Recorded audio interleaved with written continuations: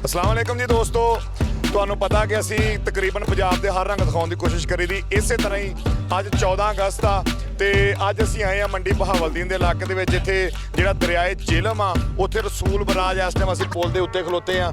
ਤੁਸੀਂ ਦੇਖ ਰਹੇ ਹੋਵੋਗੇ ਕਿ ਕਾਫੀ ਦੂਰ ਤੱਕ ਤੁਹਾਨੂੰ ਪੁਲ ਨਜ਼ਰ ਆ ਰਿਹਾ ਹੋਵੇਗਾ।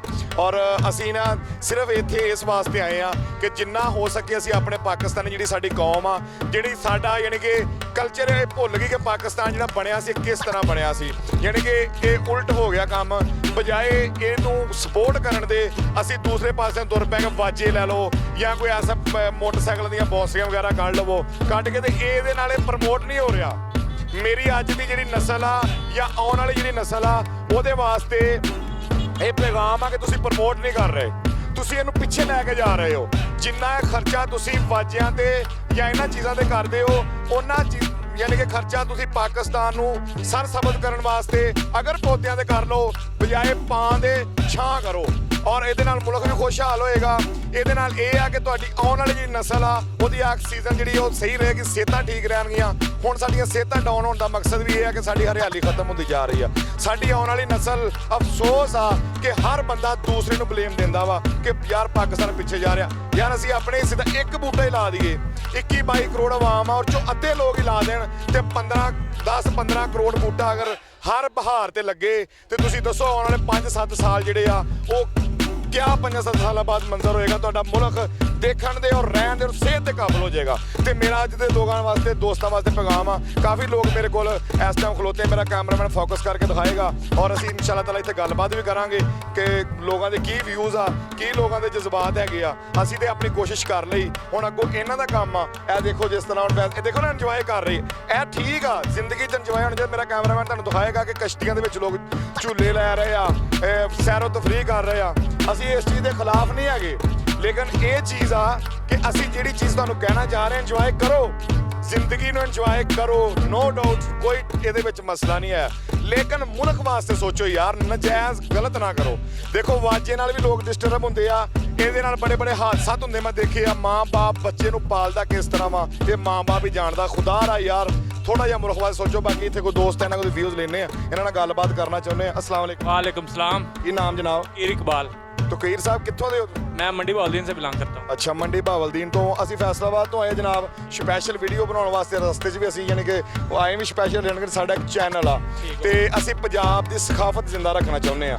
ਅੱਛਾ, ਅਸੀਂ ਇਹ ਨਿਜ਼ਾਮ ਜਿਹੜਾ ਦੇਖਿਆ, ਤੁਸੀਂ ਐਗਰੀ ਹੋ ਜਿਹੜਾ ਵਾਜੇ ਵਗੈਰਾ ਜਾਂ ਮੋਟਰਸਾਈਕਲ ਦਾ ਨਿਜ਼ਾਮ ਕਰਦੇ? मैं बिल्कुल इस चीज़ तो बिल्कुल एग्री नहीं है, क्योंकि इस नाल बंदे काफ़ी ज़्यादा डिस्टर्ब हो रहे हैं। कोई बंदे मरीज़ होंगे ने ਜਿਹੜੇ आवाज़ सुनना पसंद नहीं करते, उस वजह तो उन्होंने बड़ी मुश्किल पेश आती है। इस वजह तो अक्सर बंदे ने देखा मोटरसाइकिलों ਦੀਆਂ ਬੰਸਰੀਆਂ ਕੱਢੀਆਂ ਨੇ, ਉਸ ਨੂੰ ਹੀ ਬਿਲਕੁਲ ਗਲਤ ਕੰਮ ਹੈ।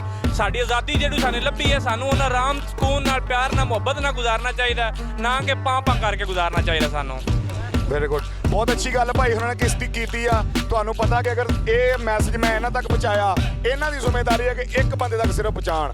ਇਹ ਜਿਹੜਾ ਕੰਮ ਆ ਨਾ, ਸਿਰਫ ਤੁਸੀਂ ਇੱਕ ਬੰਦੇ ਦੀ ਜ਼ਿੰਮੇਵਾਰੀ ਲੈ ਲਓ ਔਰ ਇੱਕ ਬੂਟੇ ਦੀ। ਮੈਂ ਗਰੰਟੀ ਦੇਣਾ ਇਨਸ਼ਾਅੱਲਾ ਅੱਲਾ ਦੇ ਹੁਕਮ ਨਾਲ ਆਉਣ ਵਾਲੇ 5-7 ਸਾਲ ਤੋਂ ਬਾਅਦ ਇਹੀ ਮੁਲਕ ਤੁਹਾਨੂੰ ਇੱਕ ਬੜਾ ਖੂਬਸੂਰਤ ਔਰ ਖੁਸ਼ਗਵਾਰ ਮੁਲਕ ਮਿਲੇਗਾ, ਅਗਰ ਸਾਡੀ ਨਸਲ ਹਰ ਇੱਕ ਬੰਦੇ ਦੀ ਜ਼ਿੰਮੇਵਾਰੀ ਲਵੇ।